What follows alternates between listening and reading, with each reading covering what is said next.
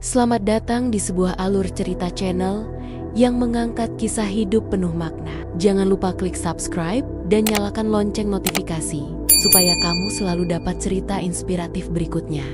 Namaku Dewi, 31 tahun. 4 tahun lalu, aku meninggalkan semua yang aku punya di Jakarta, karierku sebagai pengacara, teman-teman, bahkan ibuku yang hidup sendiri demi ikut suamiku, Agus, pindah ke luar negeri. Katanya, hidup di sini akan lebih baik. Katanya, kami akan membangun semuanya dari nol, bersama-sama. Tapi yang terjadi justru sebaliknya. Kami tinggal di pinggiran kota Birmingham, Inggris. Rumah 2 lantai yang tampak hangat dari luar. Tapi di dalamnya hanya aku, Agus, dan ibunya, Bu Husna. Setiap pagi, bukan kehangatan yang aku rasakan, tapi tekanan. Agus, kamu lihat jas abu-abu aku. Hari ini, aku ada meeting penting. Dewi, udah aku setrika, digantung di kanan, dekat pintu kamar. Agus, sarapan udah siap. Dewi, di meja. Aku masak lebih awal tadi. Pagi berjalan seperti biasa, tanpa terima kasih, tanpa senyum. Aku pikir, mungkin karena kami semua lelah, tapi ternyata bukan soal lelah. Ini soal tidak dihargai. Bu Husna masuk ke dapur. Wajahnya tidak pernah ramah sejak aku pertama datang ke rumah ini. Bu Husna, kamu yang masak ini rasanya hambar. Di Indonesia aja kamu nggak bisa masak, apalagi di sini. Udah lama di luar negeri, tapi lidah kamu nggak berkembang ya. Dewi, maaf Bu, saya coba perbaiki nanti. Agus datang dari atas, sudah siap pergi. Agus, aku berangkat dulu. Jangan lupa bersihin kamar tamu. Minggu depan mamanya, Om Henry mau nginep. Dewi, iya, tak ada pelukan, tak ada pamit hangat, hanya dingin. Setelah pintu tertutup, aku berdiri di ruang makan yang kini sepi, menatap ke jendela. Kabut masih tebal, tapi yang lebih pekat, rasa asing di dalam rumah ini. Aku mulai bertanya pada diriku sendiri, apa artinya menjadi istri? Apa artinya menjadi menantu? Kalau setiap hari aku hanya merasa seperti orang luar. Tapi satu hal yang aku yakini, aku tidak akan selamanya diam. Satu hari nanti, mereka akan tahu siapa aku sebenarnya. Hari itu Sabtu, hujan turun pelan, mengguyur jendela dapur. Aku baru selesai mencuci piring ketika ponselku berbunyi. Sebuah notifikasi masuk dari email. Subjeknya, kontrak baru, Tokyo Office Approval. Aku menatap layar beberapa detik. Proyek ini, kalau disetujui, akan membuat namaku tercatat di jajaran penasihat hukum internasional untuk perusahaan teknologi terbesar di Jepang. Tapi, siapa yang bisa aku beritahu? Tak ada yang peduli di rumah ini. Bu Husna masuk, membawa cucian basah. Bu Husna, Dek, kamu nyalain penghangat enggak? Udah aku bilang, hemat listrik. Listrik di sini mahal, bukan kayak di kampung kamu. Dewi, maaf Bu, hujan tadi bikin baju nggak kering-kering. Bu Husna, alasan lagi. Kamu itu hidup enak di sini karena Agus bawa kamu. Jangan pikir kamu punya peran apa-apa, Dewi. Saya juga kerja, Bu. Bu Husna, kerja? Kerja apa? Main laptop di kamar seharian? Jangan mimpi deh. Udah syukur kamu dikasih atap dan makanan.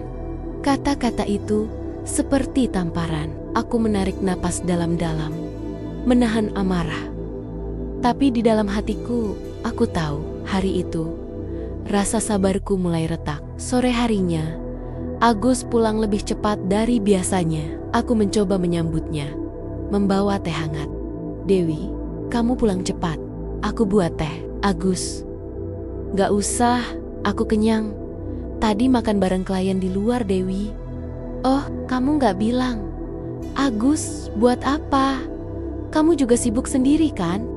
Lalu ia berjalan ke atas, tak menoleh lagi. Teh di tanganku mulai dingin. Aku kembali ke kamar, membuka laptop. membalas email dari tim legal Tokyo, menyelesaikan draft terakhir. Aku menangis malam itu, bukan karena sedih, tapi karena aku tahu, aku tak bisa terus begini. Aku sudah bukan Dewi yang dulu, dan mereka akan segera tahu betapa salahnya mereka menyepelekan aku. Beberapa hari berlalu, sejak pertengkaran kecil di dapur, aku mulai menyimpan rahasia yang selama ini kubawa sendiri. Pagi itu, aku bangun lebih pagi dari biasanya, membuka laptop, memeriksa email. Ada pesan baru dari klien Jepang yang sangat penting. Mereka butuh presentasi akhir minggu ini. Agus keluar rumah, menatapku sekilas. Agus, kamu sibuk banget sih? Nggak pernah santai. Dewi, ini pekerjaan.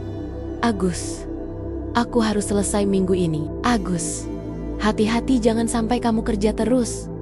Rumah juga harus dijaga. Dewi, aku jaga kok. Tapi aku juga perlu kerja. Tapi malamnya, saat aku sedang menyusun presentasi, ponselku bergetar. Pesan dari Bu Husna. Bu Husna, kamu jangan lupa. Minggu depan ada acara keluarga besar. Jangan sampai kamu lupa tugasmu di rumah. Aku tahu maksudnya jelas. Jangan pikir kamu ini ratu. Aku menatap foto keluarga di meja makan. Senyuman mereka seolah menyembunyikan jarak yang semakin melebar. Aku harus membuat keputusan. Apakah aku akan terus bertahan di sini? Menyimpan semua beban ini sendiri? Dalam hati, aku bertekad. Suatu hari, aku akan buktikan siapa aku sebenarnya.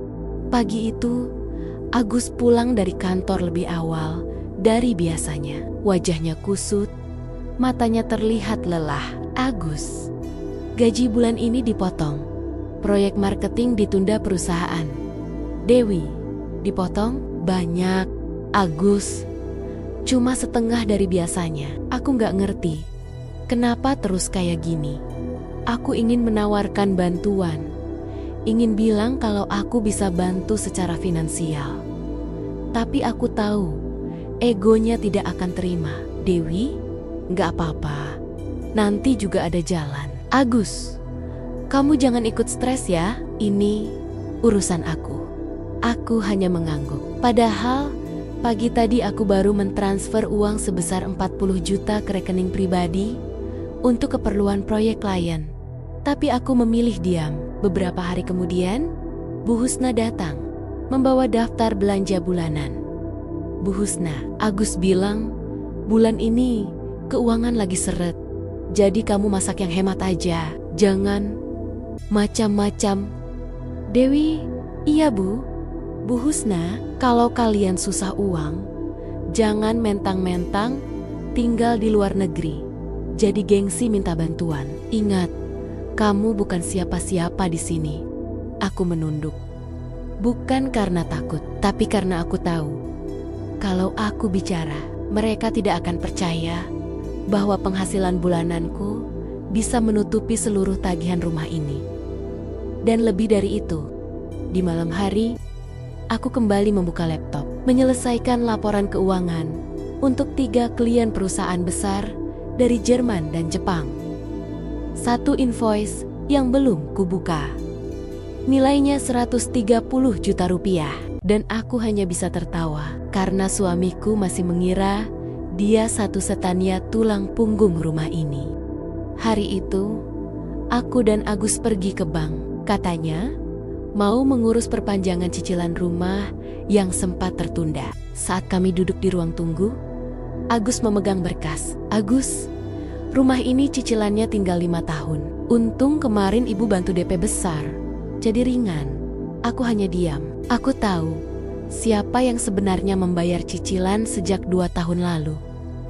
Dan itu bukan Agus, apalagi Bu Husna. Petugas bank memanggil. Kami masuk ke ruang pertemuan. Agus menyerahkan berkas.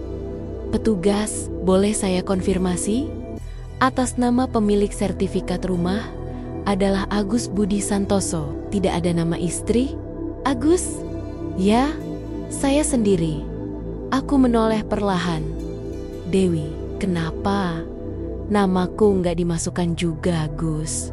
Agus ya, karena rumah ini Awalnya dibantu DP sama ibu. Jadi ya udah, atas namaku dulu aja. Lagian kita suami istri, sama aja kan?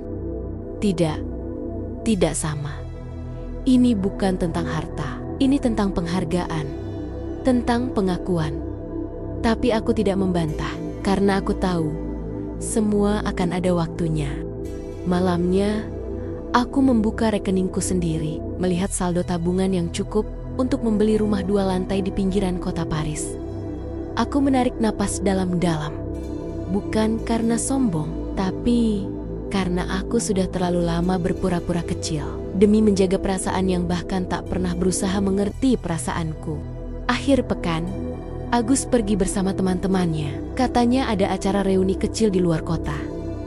Aku tidak tanya banyak, karena aku juga punya janji hari itu dengan agen properti yang mengurus apartemen baruku di tengah kota. Di perjalanan, aku mengingat lagi prosesnya. Semuanya atas namaku, dibayar lunas dari hasil kerja online dan investasiku selama 4 tahun terakhir. Apartemen ini adalah buktiku, bukan untuk pamer, tapi untuk berjaga jika aku benar-benar perlu tempat aman suatu hari nanti. Sesampainya di lobi, aku disambut manajer gedung. "Manajer, selamat datang kembali. Bu Dewi, semua sudah rapi. Furnitur dari Italia baru saja dipasang minggu lalu." "Dewi, terima kasih. Aku ingin lihat unitnya sebentar." Unit itu ada di lantai 19. Pemandangannya menghadap langsung ke taman kota dan sungai kecil yang membelah pusat metropolitan. Aku berdiri di balkon, membayangkan bagaimana rasanya hidup tenang, tanpa harus pura-pura kuat setiap hari di depan mertua, tanpa harus menelan kata-kata suami yang makin lama makin tidak peka. Ponselku bergetar. Pesan dari Agus. "Agus, aku pulang malam, jangan tungguin." Aku mengetik balasan, lalu kuhapus lagi, karena semakin hari, aku merasa yang sebenarnya aku tunggu bukan dia, tapi diriku sendiri. Kapan aku berhenti bersabar dan mulai memilih diriku? Pagi itu, aku sedang memasak di dapur, saat Bu Husna datang dengan ekspresi seperti biasa dingin, sinis. "Bu Husna, kenapa masaknya salmon? Mahal tahu, lagi susah kok, gaya hidup nggak ikut susah." "Dewi, itu stok lama Bu, masih ada di freezer." "Bu Husna, kalau saya tahu kamu boros kayak gini dari awal, pasti saya larang Agus nikah sama kamu. Kamu cuma bisa numpang enak." Aku diam, tanganku bergetar, tapi bukan karena marah, tapi karena ingin tertawa. Karena tiap potong salmon di kulkas itu, aku yang beli. Bukan Agus, bukan mertuaku. Dan kalau mereka tahu, bahkan kontrakan rumah sepupunya Bu Husna di Jakarta juga dibayar olehku lewat badan amal yang tak pernah kusangkutkan namaku. Hari itu, aku pergi diam-diam ke kantor konsultan bisnis yang kutangani dari jauh, bersama 2 klien dari Swiss dan Singapura yang sedang ekspansi ke Asia.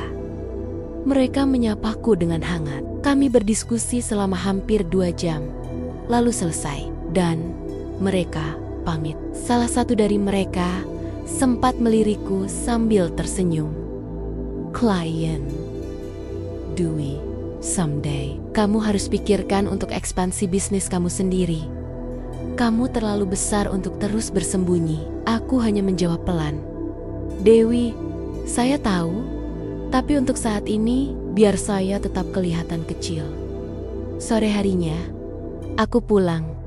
Rumah sepi. Agus belum pulang. Bu Husna pergi arisan. Aku duduk sendiri di ruang tamu, mataku menatap sudut rumah.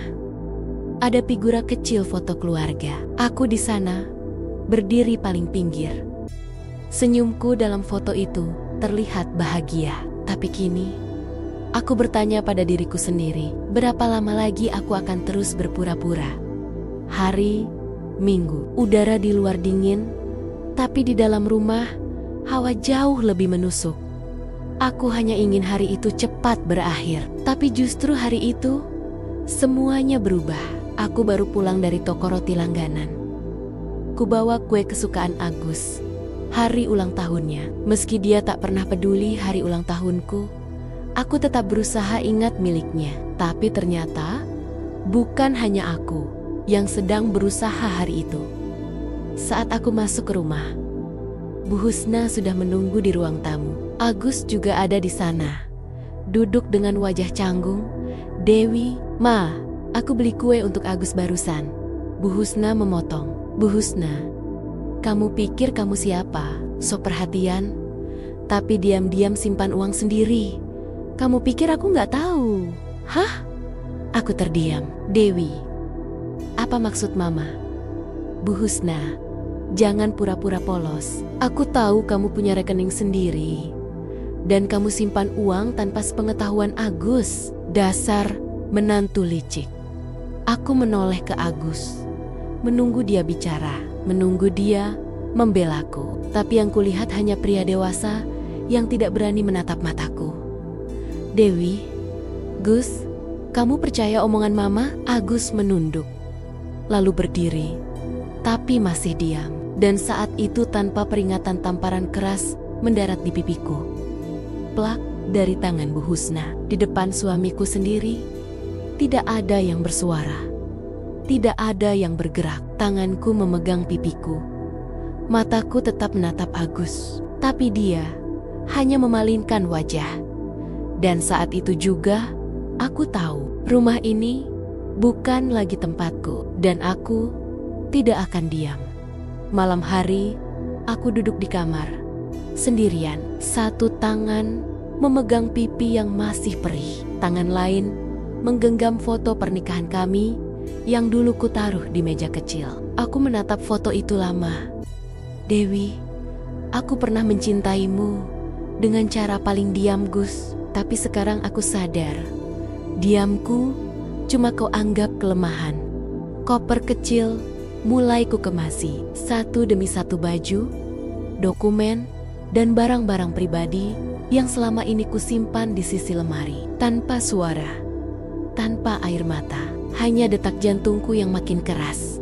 Pintu kamar diketuk, lalu terbuka. Agus masuk. Pelan. "Agus, kamu mau kemana?" "Dewi, keluar dari rumah ini, dari hidupmu." "Agus, kamu marah cuma karena tamparan Mama." Aku tersenyum, tapi senyum itu pahit. "Dewi, aku marah karena kamu diam, dan itu lebih sakit dari tamparan manapun." Agus terdiam, mau bicara, tapi tak ada kata yang keluar. Matanya bingung, tapi mulutnya tetap terkunci seperti biasa. Aku menarik koperku, berjalan ke arah pintu. Tapi sebelum keluar, aku berhenti sebentar. "Dewi, Gus, aku gak pernah minta dihormati seperti ratu, tapi setidaknya diperlakukan seperti istri." Lalu aku melangkah keluar, menuruni tangga, melewati Bu Husna yang duduk di sofa dengan ekspresi penuh kemenangan. Dan aku tersenyum kepadanya, tapi senyum itu dingin. "Dewi, terima kasih sudah membuatku sadar, Bu, bahwa kadang pergi adalah bentuk paling tulus dari mencintai diri sendiri." Pintu rumah tertutup pelan di belakangku. Langit malam di luar gelap, tapi langkahku terasa lebih ringan. Aku tidak tahu kemana malam itu membawaku, tapi aku tahu aku tidak akan kembali dengan cara yang sama lagi. Sudah seminggu sejak aku meninggalkan rumah itu. Aku tinggal di sebuah apartemen kecil sewaan di pinggiran kota, tidak mewah, tapi cukup untuk bernapas tanpa rasa tercekik. Setiap hari, aku bekerja paruh waktu di kedai kopi, memulai lagi dari nol. Meski aku pernah punya lebih dari ini, tapi entah kenapa, justru kini aku merasa hidup. Hari itu, saat sedang menyusun pesanan pelanggan, seseorang masuk. Langkahnya cepat, tubuhnya tinggi dan rapi. Aku menengadah dan mataku membeku. "Dewi, Faris." Dia tersenyum. "Faris, masih ingat aku, Do?" Aku ingat jelas wajah itu. Faris, mahasiswa Indonesia yang dulu pernah kutolong saat baru sampai di negara ini. 5 tahun lalu, dia waktu itu tersesat, dompet hilang, dan hampir dideportasi karena kesalahan administrasi. Aku yang membantunya saat itu. Sekarang, dia berdiri di hadapanku dengan penampilan jauh berbeda.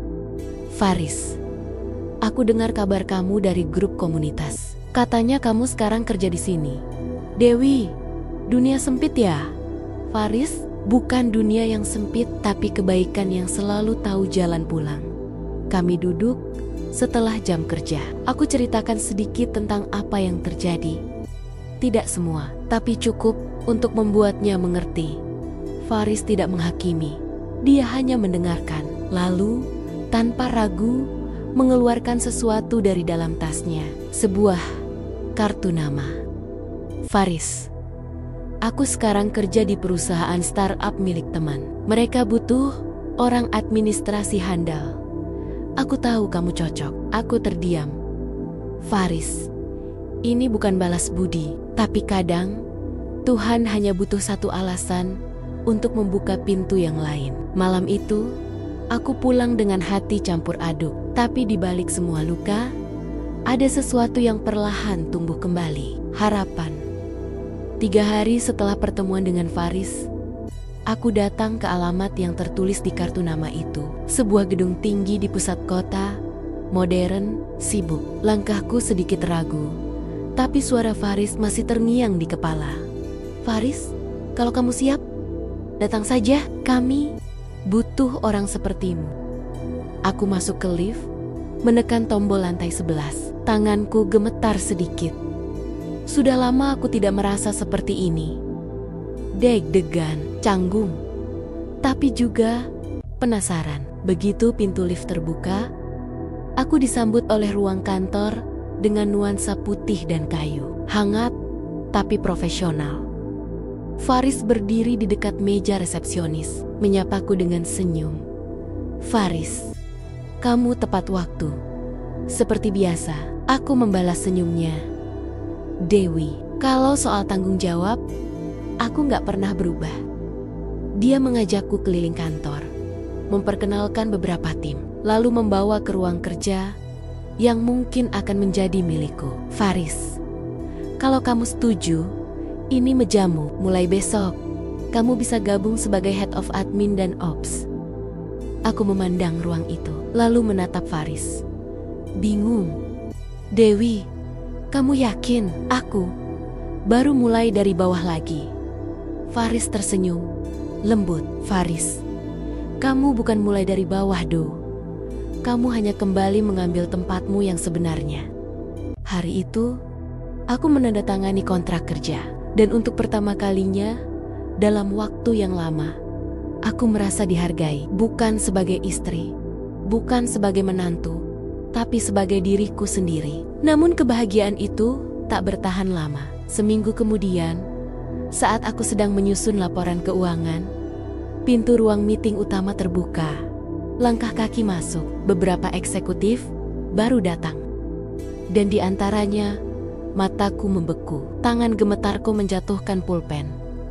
Dewi, Agus, dia berdiri di sana dengan jas rapi dan wajah terkejut, menatapku sama bingungnya. Dan tepat di belakangnya, Bu Husna ikut melangkah masuk.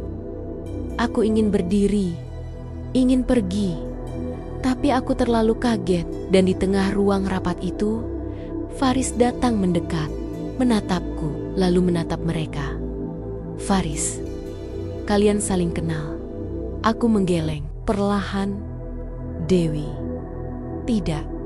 Mereka hanya bagian dari masa lalu.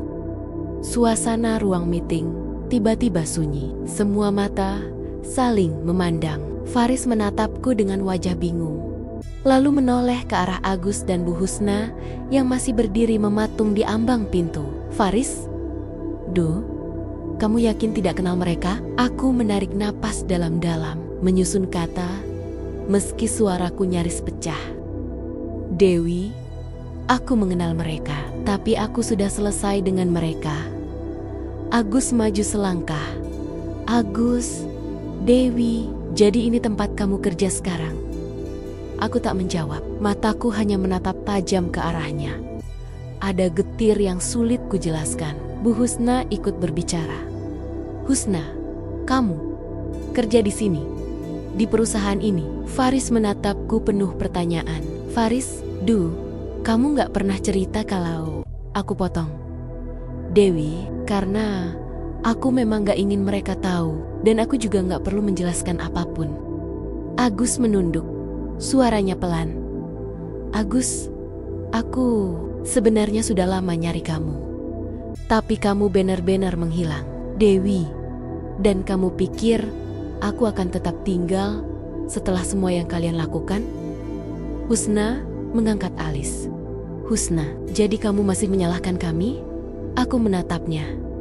Dewi, aku tidak menyalahkan. Aku cuma akhirnya paham siapa yang pantas aku perjuangkan dan siapa yang tidak. Faris seperti baru mengerti semuanya. Dia menarik napas, lalu menoleh pada keduanya. Faris, maaf, sepertinya saya belum sempat memperkenalkan. Dewi adalah Head of Admin dan Ops di sini, dan dia berhak menentukan siapa yang pantas jadi rekan kerja. Agus terkejut. Agus, jadi kamu atasan kami? Aku menatapnya datar. Dewi, bukan. Aku bukan atasan siapa-siapa, tapi aku tahu batas. Meeting hari itu batal. Mereka keluar ruangan dalam diam, dan aku tetap berdiri di tempat yang sama, menahan gemuruh yang menyesakkan dada. Faris menghampiri. Suara pelannya menembus pikiranku. Faris, kamu gak apa-apa? Dewi, enggak. Tapi aku juga gak akan lari lagi. Aku berdiri di depan jendela kaca, lantai 21. Gedung-gedung tinggi berdiri angkuh di seberang. Dari sini, semuanya tampak kecil. Seperti masalah yang dulu sempat membuatku hancur. Tapi kini, masalah itu berdiri di lantai yang sama denganku. Bernafas di ruangan yang sama, membawa luka yang belum sepenuhnya sembuh. Faris masuk ke ruanganku, membawa 2 gelas kopi. Faris, ini bukan kopi favoritmu, tapi katanya, pahitnya bisa bantu kamu menelan kenyataan. Aku menoleh dan tersenyum tipis. Dewi, terima kasih Faris. Faris, mau cerita? Aku menatap cangkir itu. Lama Dewi. Dulu, aku pikir menikah dengan Agus itu jalan keluar dari hidupku yang penuh tekanan. Tapi ternyata, aku masuk ke neraka yang lebih dalam. Faris diam, mendengarkan. Dewi, Bu Husna. Dia tak pernah menganggapku cukup. Semua yang kulakukan salah. Bahkan cara aku menyeduh teh pun pernah jadi masalah. Aku menahan air mata. Tapi suara tetap tegas. Dewi, dan ketika aku hamil, mereka menyuruhku berhenti kerja. Katanya biar fokus jadi istri. Tapi nyatanya, tiap malam aku menangis sendirian. Agus sibuk, entah di mana. Dan ketika kandungan gugur, mereka bilang itu salahku, Faris. Dewi, aku kabur, aku tinggalkan semuanya. Aku bangun hidup dari nol. Dan sekarang mereka muncul lagi di tempat ini. Faris bangkit, berdiri di hadapanku. Faris, kalau kamu mau, aku bisa tarik mereka dari daftar kandidat mitra. Aku menatapnya. Tegas Dewi. Tidak, aku nggak akan lari. Biar mereka tahu. Yang mereka remehkan dulu, sekarang berdiri lebih tinggi dari yang pernah mereka bayangkan. Sementara itu, di ruang pantry, Agus duduk menatap meja kosong. Bu Husna berdiri di sampingnya. Matanya mengawasi semua orang seolah menilai satu persatu. Agus, Bu. Dewi sekarang beda, dia jauh lebih kuat. Husna, hayem piha, kekuatan itu bisa rapuh kalau kena masa lalu. Agus, atau justru jadi lebih keras karena pernah dihancurkan. Siang itu, kantor cukup sepi. Kebanyakan karyawan keluar makan siang. Aku memilih tetap di ruangan. Mencoba fokus di depan layar. Tapi pikiranku melayang bukan karena pekerjaan, tapi karena seseorang. Agus, Terlalu banyak kenangan yang ingin kuhilangkan. Tapi, entah kenapa, kehadirannya membuatnya kembali menyeruak. Tiba-tiba, pintu ruangan diketuk. Aku mengangkat kepala. Agus, masuk. Agus, boleh bicara sebentar? Aku menatapnya, datar. Dewi, silakan bicara. Tapi jangan berharap aku akan jadi orang yang sama seperti dulu. Dia duduk perlahan, tangannya gemetar sedikit. Agus, aku salah. Aku terlalu nurut sama ibu. Aku takut waktu itu. Aku nggak tahu harus berpihak kemana. Aku tersenyum miris. Dewi, kamu nggak tahu harus berpihak kemana. Saat aku keguguran, kamu di mana, Gus? Dia tertunduk. Tidak menjawab. Dewi, kamu yang pegang tanganku waktu akad. Tapi kamu juga yang pertama kali melepaskan ketika ibumu bicara. Agus menghela napas. Agus, aku cari kamu bertahun-tahun. Tapi kamu menghilang, Dewi. Karena itu, satu-satunya cara aku bisa hidup. Dia menatapku dalam-dalam. Agus, sekarang aku cuma mau bilang, aku bangga sama kamu. Kamu berhasil, dan kamu tetap berdiri. Aku membuang pandangan ke jendela. Dewi, terima kasih. Tapi aku berdiri bukan untuk bikin kamu bangga. Aku berdiri supaya aku nggak hancur lagi. Di saat yang sama, di lobi bawah kantor, seorang pria berdasi biru turun dari mobil hitam. Langkahnya tenang, penuh percaya diri. Di tangannya ada map kerja dengan logo perusahaan besar dari New York. Resepsionis menyambut ramah. Resepsionis, Pak Reza dari Northbridge Inc. Ya, silakan ke lantai ke-21. Kami sudah diberitahu oleh Bu Dewi bahwa Anda datang. Reza tersenyum tipis. Reza, sudah lama saya nggak lihat dia. Saya harap dia masih ingat saya. Aku baru saja selesai meeting virtual saat pintu ruangan terbuka perlahan. Sekretarisku masuk dengan ekspresi bingung. Sekretaris, Bu Dewi, ada tamu dari Northbridge Inc. namanya Pak Reza. Katanya sudah ada janji? Aku mengerutkan kening. Reza, aku berdiri pelan. Hatiku berdegup tak karuan. Dewi, boleh persilakan masuk. Beberapa detik kemudian, pintu terbuka. Pria itu melangkah masuk dengan percaya diri. Setelan jas biru tua, rambut tersisir rapi, dan senyum itu. Senyum yang dulu menemaniku melewati masa paling berat sebelum aku mengenal Agus. Reza, hai Dewi. Sudah lama ya? Aku terpaku, Dewi. Reza, kamu. Reza tertawa kecil. Reza, aku nggak datang buat mengungkit masa lalu. Aku diutus langsung oleh Northbridge buat negosiasi kerjasama ini. Tapi, jujur aja, waktu tahu kamu yang jadi Ceco di sini, aku nggak bisa nggak datang sendiri. Aku duduk perlahan, masih belum percaya. Dewi, kamu sekarang kerja di Northbridge, Reza. Vice President Divisi Asia. Tapi cukup soal aku lebih penasaran soal kamu. Kamu luar biasa, Dewi. Aku tersenyum tipis. Dewi, kamu muncul di waktu yang cukup rumit. Reza menatapku dalam. Reza, mungkin bukan kebetulan. Sementara itu, dari balik kaca kantor, Agus berdiri diam, menatap Dewi dan Reza yang tengah berbincang dari kejauhan. Tangannya mengepal. Agus, siapa dia?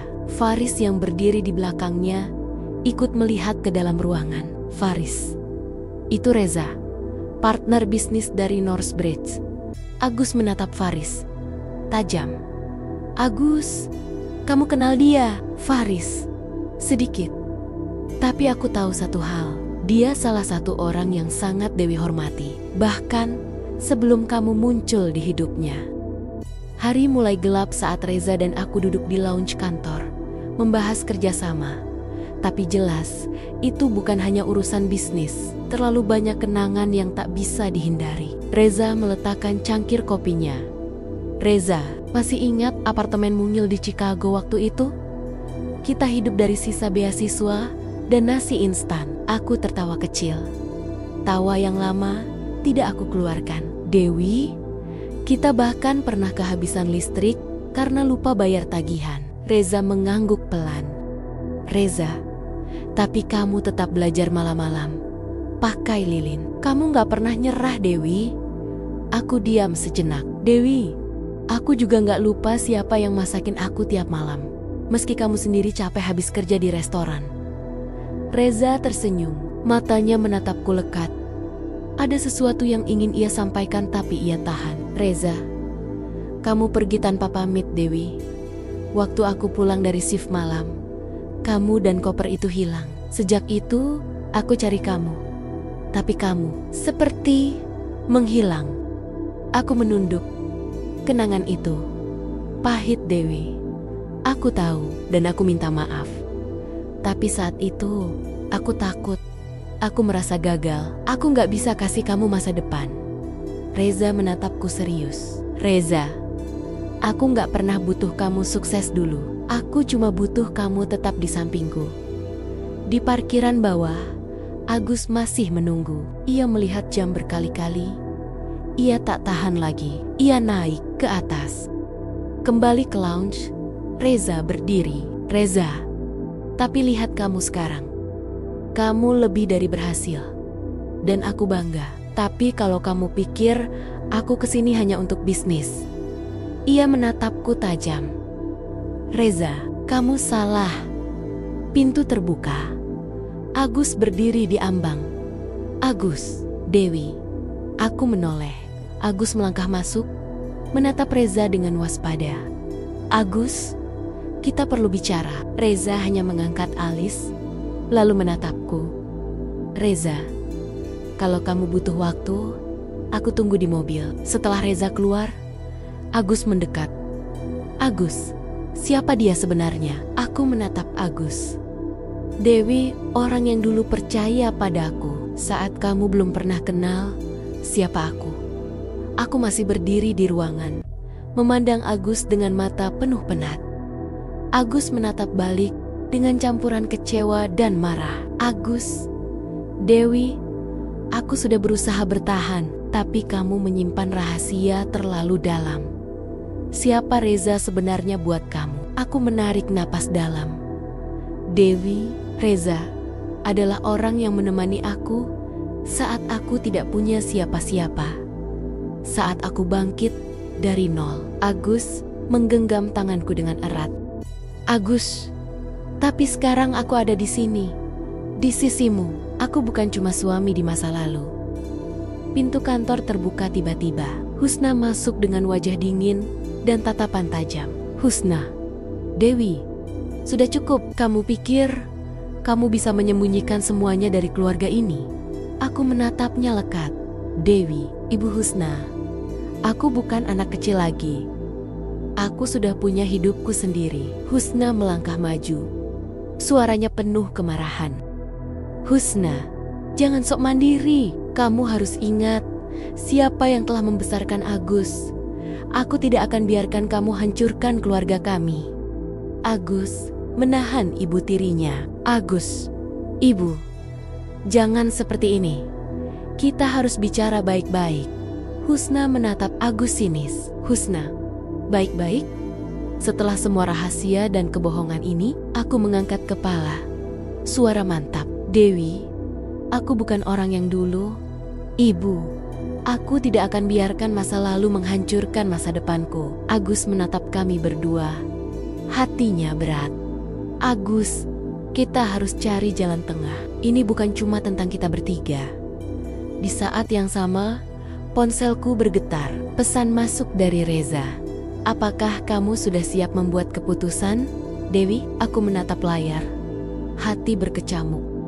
Aku berdiri di balkon kantor, menatap kota yang berkilauan di bawah lampu malam. Hatiku bimbang antara masa lalu dan masa kini. Ponselku bergetar lagi. Pesan dari Reza. Aku di luar. Aku ingin bicara satu kali saja.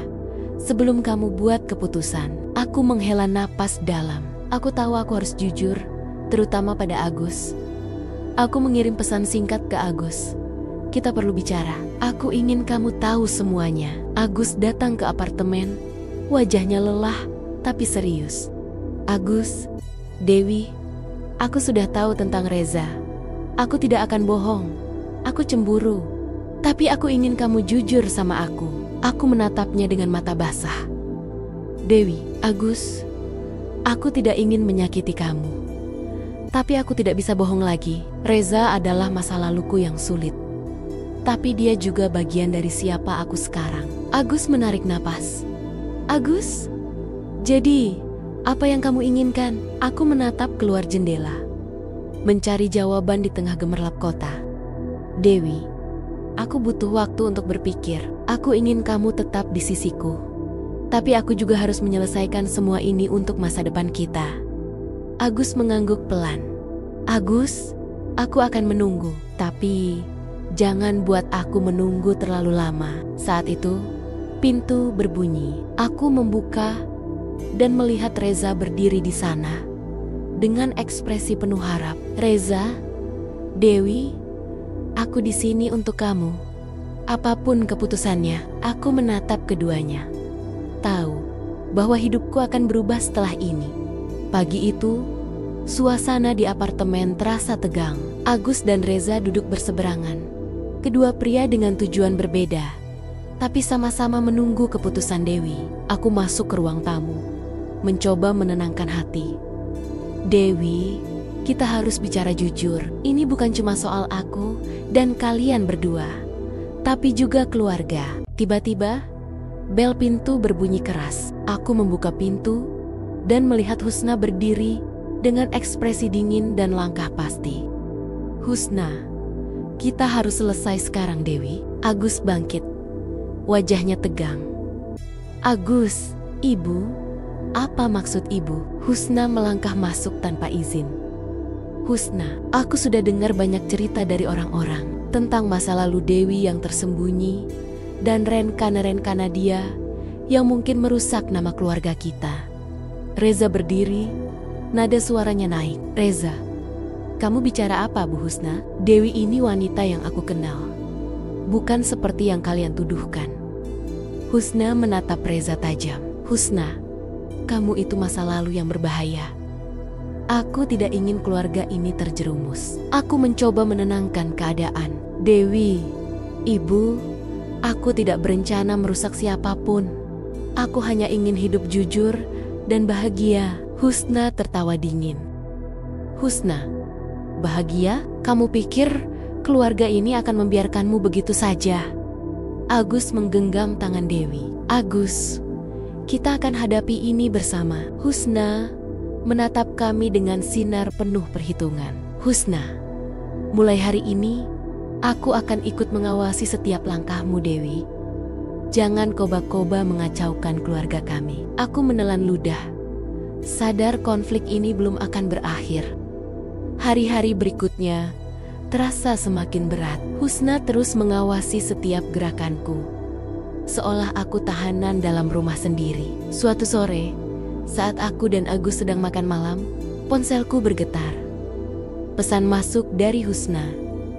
Jangan lupa, aku pantau kamu. Jangan sampai membuat Agus kecewa. Agus melihat pesan itu, wajahnya penuh kekesalan. Agus, ini sudah keterlaluan, Dewi. Aku benci ibu seperti ini. Aku mencoba menenangkan. Dewi, kita harus kuat, Agus. Aku yakin ada jalan keluar. Tiba-tiba ponselku bergetar lagi. Kali ini dari Reza. Pesan Reza. Aku punya rencana, Dewi. Tapi aku butuh kamu percaya padaku. Aku menghela napas antara harap dan takut. Dewi, Reza, apa maksudmu? Apa yang kamu rencanakan? Reza membalas, ini tentang membebaskanmu dari jeratan Husna. Tapi kamu harus siap menghadapi risiko. Aku menatap Agus. Dewi, Agus, aku ingin kamu tahu, aku mungkin akan melakukan sesuatu yang besar. Sesuatu yang bisa mengubah segalanya. Agus menggenggam tanganku. Agus, apapun yang kamu pilih, aku di sini. kita hadapi bersama. Namun, dalam hatiku ada keraguan besar. Apakah aku siap untuk bertarung habis-habisan demi kebebasanku? Pagi itu, aku bertemu Reza di sebuah kafe tersembunyi di sudut kota. Dia membuka laptop dan memperlihatkan sesuatu yang membuat jantungku berdebar. Reza, ini bukti-bukti yang bisa menjatuhkan Husna. Bukti tentang bisnis gelap yang dia sembunyikan dari Agus. Aku terkejut. Reza melanjutkan dengan suara penuh keyakinan. Reza, kalau kita buka ini ke publik, Husna tidak punya tempat lagi untuk mengontrolmu atau Agus. Namun, aku ragu. Dewi, tapi Reza, konsekuensinya apa? Ini bisa menghancurkan keluarga Agus. Reza, aku tahu risikonya, tapi ini satu-satunya cara supaya kamu bebas. Sementara itu, di rumah, Husna tak tinggal diam. Dia menelepon seseorang. Husna, kita harus hentikan Dewi dan Reza sebelum mereka membuat kerusakan lebih besar. Beberapa hari kemudian, aku mulai merasakan tekanan yang makin berat. Telepon rumah berdering terus. Pesan-pesan ancaman mulai berdatangan. Agus melihat semua itu dan marah.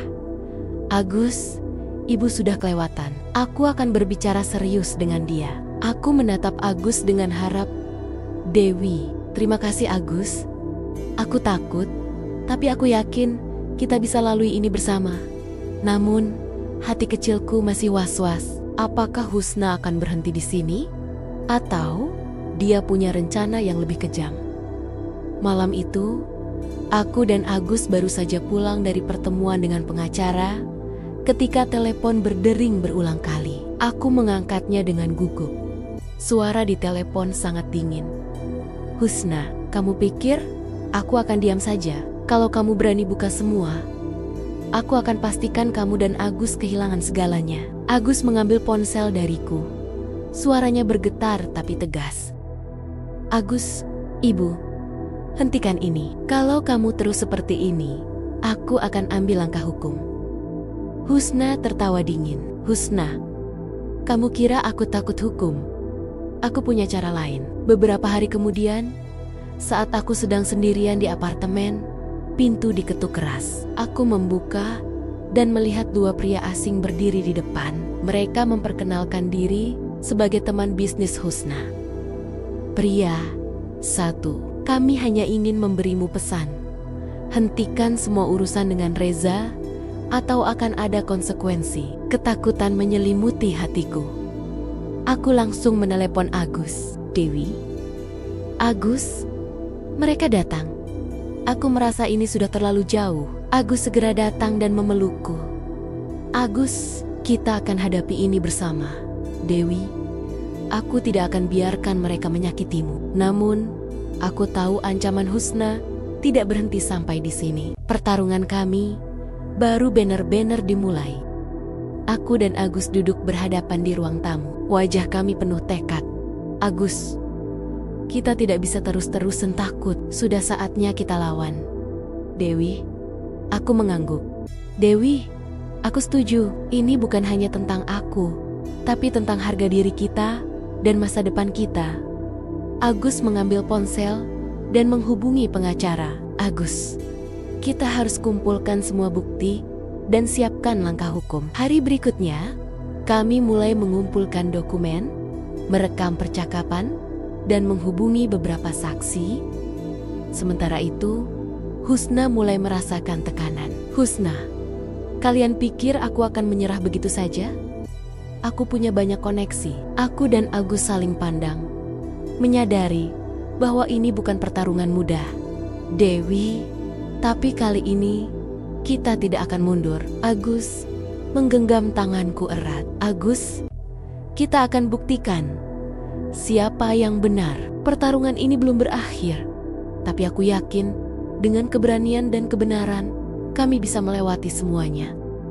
Pagi itu, saat aku dan Agus sedang mengatur dokumen bukti, sebuah paket tiba di depan pintu apartemen kami. Aku membuka paket itu dengan hati-hati dan mendapati sejumlah foto dan rekaman yang memperlihatkan momen-momen pribadi kami yang sangat rahasia. Agus mengambilnya dengan wajah tegang. Agus, mereka mulai menyerang ke ranah pribadi kita. Ini tidak adil, Dewi. Aku menggenggam tangannya.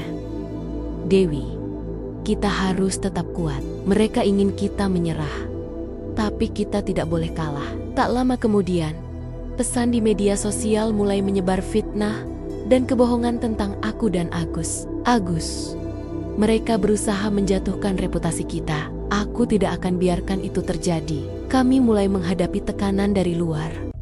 Teman-teman dan kolega mulai bertanya-tanya.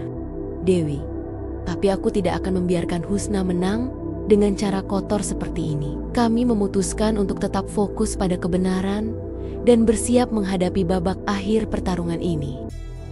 Hari itu, aku dan Agus mengumpulkan semua bukti dan saksi untuk sebuah pertemuan besar dengan Husna dan keluarga. Semua orang berkumpul di ruang konferensi sebuah kantor hukum. Agus berdiri dan berbicara dengan tegas. Agus, Ibu Husna, ini saatnya untuk jujur. Semua bukti sudah ada di sini. Kita bisa selesaikan ini dengan cara baik atau lanjut ke jalur hukum. Husna terdiam sejenak. Kemudian wajahnya berubah menjadi marah.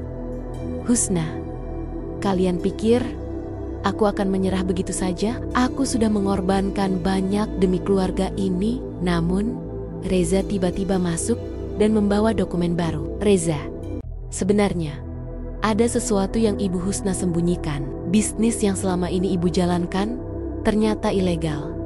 Dan itu sudah dilaporkan ke pihak berwajib. Kejutan besar membuat semua terdiam. Husna mulai kehilangan kontrol. Aku mengangkat suara. Dewi, aku sudah cukup menderita karena semua ini. Sekarang, aku ingin memulai hidup baru tanpa bayang-bayang ibu mertua yang mengendalikan. Agus memegang tanganku erat. Agus, kita akan hadapi semuanya bersama, Dewi. Tidak ada yang bisa memisahkan kita. Akhirnya, kebenaran terungkap. Husna harus menerima konsekuensi perbuatannya. Aku dan Agus bebas dari cengkeraman yang selama ini mengekang kami. Masa depan kami kini terbuka lebar, penuh harapan dan kebahagiaan sejati. Cerita berakhir dengan kemenangan Dewi dan Agus atas ketegaran dan keberanian mereka melawan tekanan keluarga dan intrik. Mohon maaf bila ada kesalahan dalam penyampaian dan alur cerita. Terima kasih. Dan jangan lupa klik tombol subscribe, like, serta komentar pendapatmu tentang cerita kali ini. Saya Syifa Nur Halimah mengucapkan pamit dan sampai jumpa di video selanjutnya.